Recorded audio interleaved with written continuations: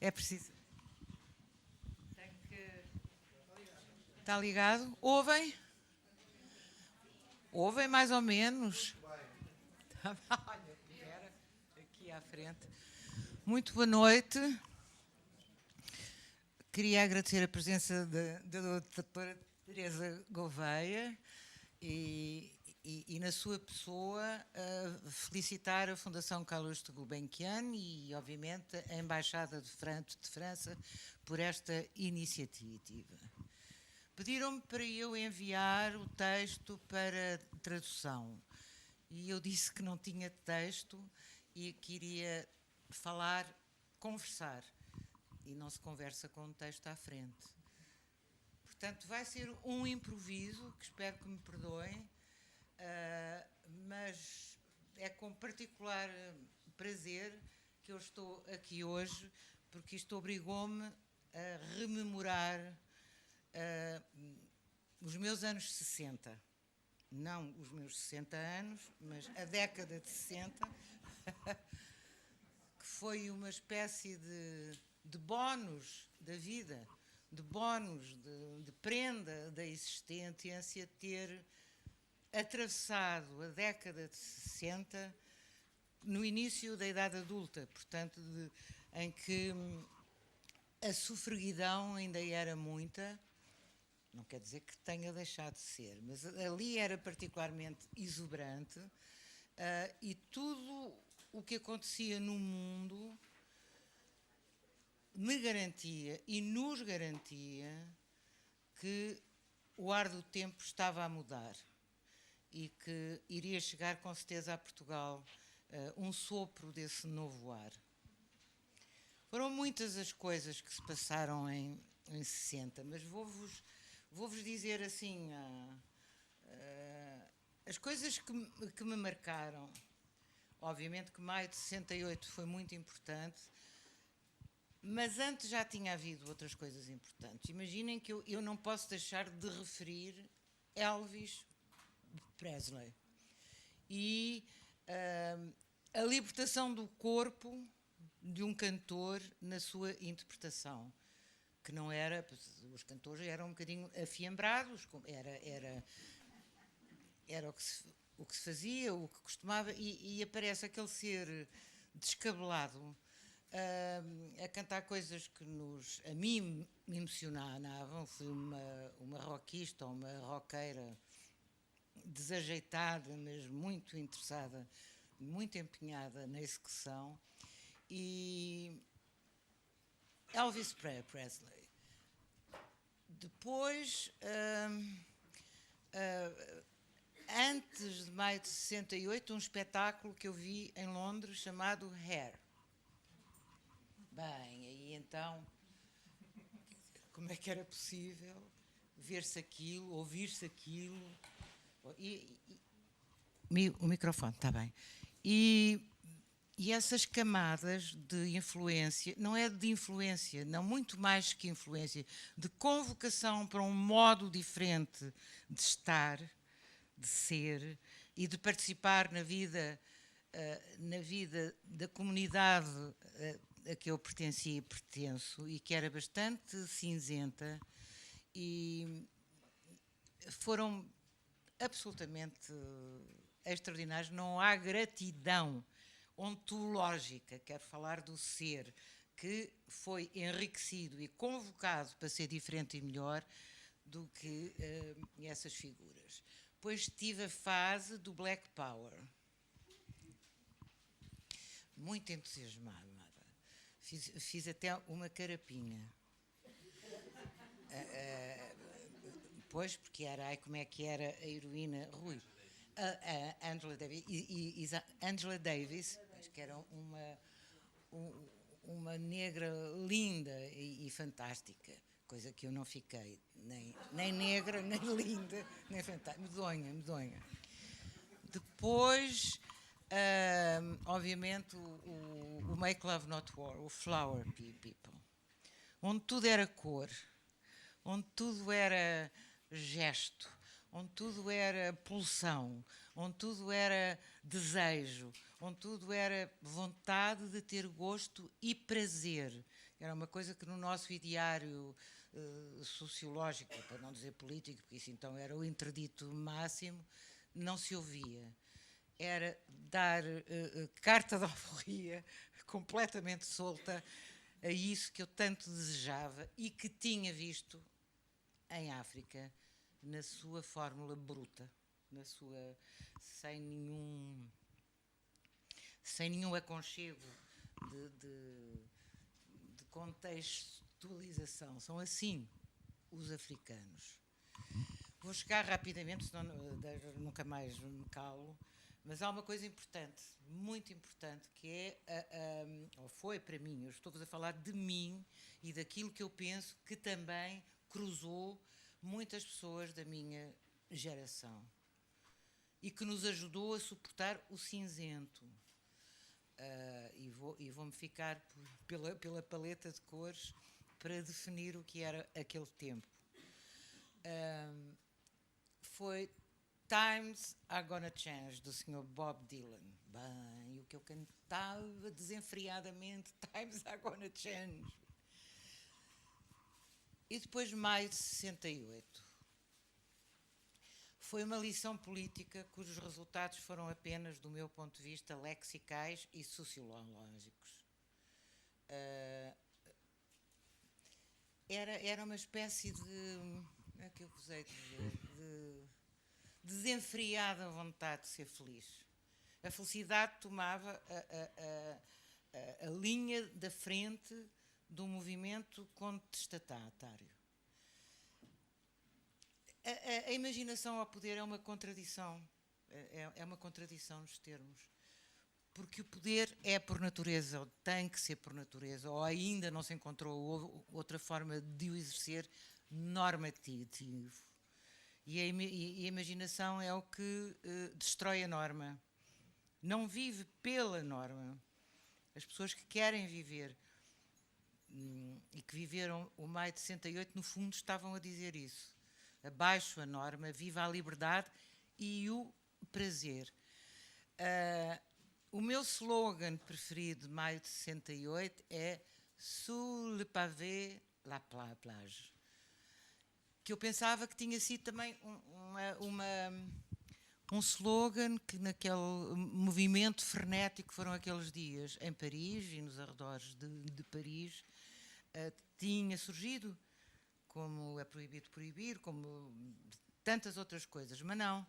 Foi um publicitário que, integrando um cortejo de estudantes e começando a ler os grafite da parede, teimou em que tinha que criar um slogan diferente e especial para maio de 68. E quando começou a ver eles a tirarem os paralelepípedos da calçada, que por baixo tem areia, surgiu-lhe debaixo dos paralelepípedos a praia. Bom, eu acho que imaginar é criar, é sentir, é acreditar, e que a conformação das vidas em modelos sociais e políticos não chega para alimentar este nosso desejo, que é capaz de ser o desejo mais puro que os humanos têm e que, no entanto, desde muito pequeninos, desde a escola, na maior parte dos casos e mesmo em democracia, são convidados a conter. Por isso é que o grande Cohn-Bendit, ao fim de alguns dias, que percebeu que já não tinha mais slogans nem discursos sobre aquele movimento e que o passo a seguir talvez fosse necessariamente um programa que em tudo se poderia parecer com um programa de governo, que era o que ele não queria e não tinha, fugiu nitidamente de França, voltou para a Alemanha e as coisas começaram a esmorecer. Em Portugal, Salazar caiu da cadeira e, ó surpresa para muitos de nós, nada aconteceu. Quer dizer, havia, apesar de tudo, havia desertores, havia exilados, havia pessoas nas cadeias, havia pessoas que queriam absolutamente que o regime caísse, depois caiu o Dr. Oliveira de Salazar e a passagem foi assim, delicada, neutra. E não houve revolta, nem os resistentes e clandestinos passaram a uma ação mais violenta e mais clandestina, nem os exilados gritaram muito forte coisas novas. Aquela passagem, aquela penumbra que permitia uma certa luminosidade, mas era uma penumbra, é uma coisa estranhíssima. E depois vieram os militares. Há uma coisa muito importante que eu lembro sempre em relação ao 25 de Abril, em que as pessoas de facto se soltaram, a maior parte delas, as que estavam conformadas com o regime, as que desejavam outro regime, as que tinham combatido o regime, explodiram. Em muitos casos a explosão é perigosa e pode queimar, e aconteceu, mas nada que se possa comparar ao ónus dos anos negros do regime. Mas há uma coisa em que os militares são parecidos com os estudantes de maio de 68. Nunca falei nisto sequer com o Vítor Alves, com quem conversava muito, com quem trabalhei, mas é que eles fizeram um golpe para entregar o governo a outros. Não quiseram o poder. Quiseram derrubar o poder, criar algumas condições para a descolonização e depois para a libertação das colónias, para a independência das colónias. Mas depois, uma vez aprovada a Constituição, recolheram alguns às casernas e outros às casas. Eles também não tinham um programa de poder convencional. Acho que isto nunca foi muito reconhecido, e eu, qualquer que seja o pretexto, tenho que falar nisto. Não me queria afastar do tema, porque era uma vez. Porque é, para mim, a convocação mais simples, não é banal, mas é simples, mais corriqueira, mais corrente, mais comum, para se sonhar que é possível acreditar na utopia, porque era uma vez, é sem tempo e sem lugar. E nós todos acreditámos. Eu acreditei nas histórias que me contavam, penso que o meu filho acreditou nas histórias que eu lhe contava, e muitas delas começavam era uma vez. Portanto, no era uma vez cabe e tem que caber muita coisa, e a principal são as asas para voarmos, as asas para sermos mais felizes, para estarmos na vida com mais prazer. Vou-vos contar duas histórias que têm a ver com isto, com o que a imaginação exige de cada um de nós, se a quisermos ouvir, ou se a quisermos exercitar, ou se quisermos chegar lá.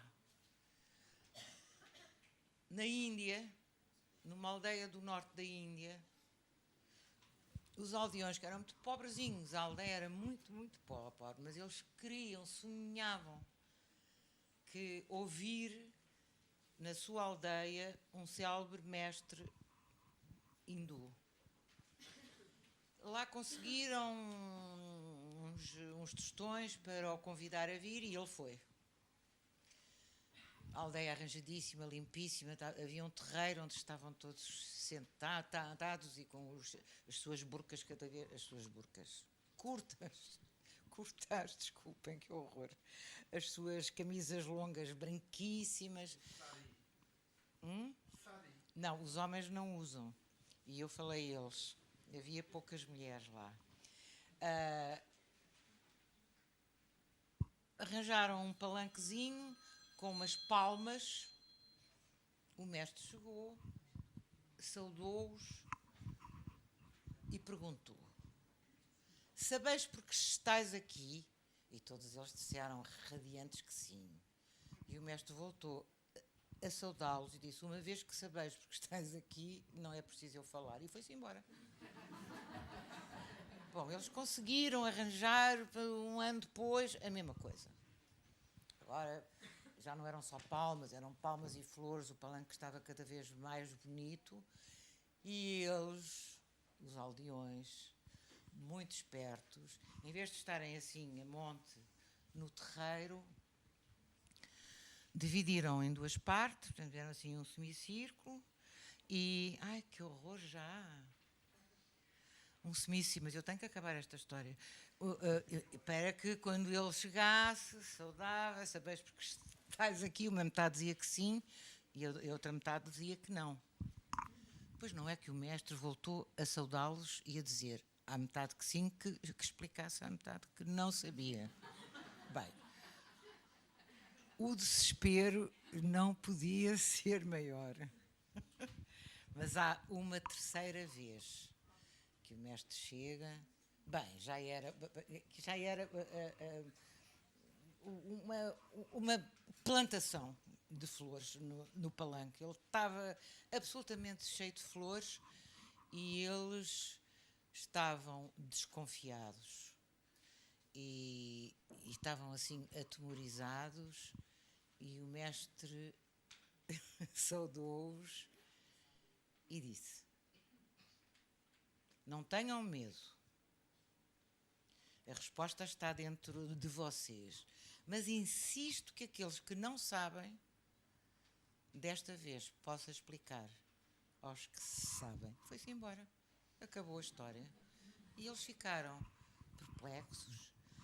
E se calhar começaram a pensar melhor e a desejar melhor outra coisa que, no fundo, o mestre o que lhes foi dizer é isto: se não encontrardes dentro de vós a resposta aos questionamentos que vos interessa colocar, não vale a pena virem ouvir para depois papaguear. Já sei, são só 2 minutos, não é?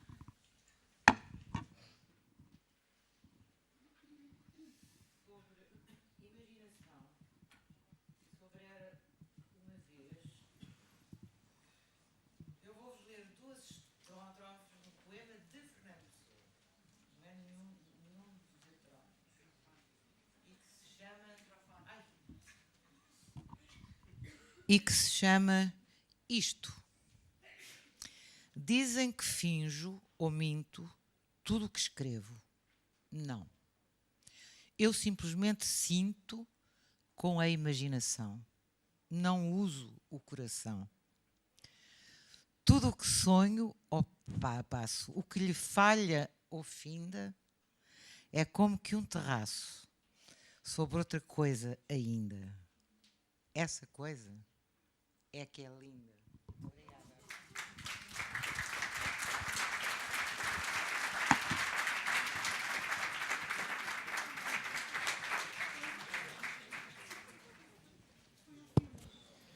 Vamos agora ouvir Gustavo Cardoso com a sua intervenção A Imaginação ao Poder das Universidades.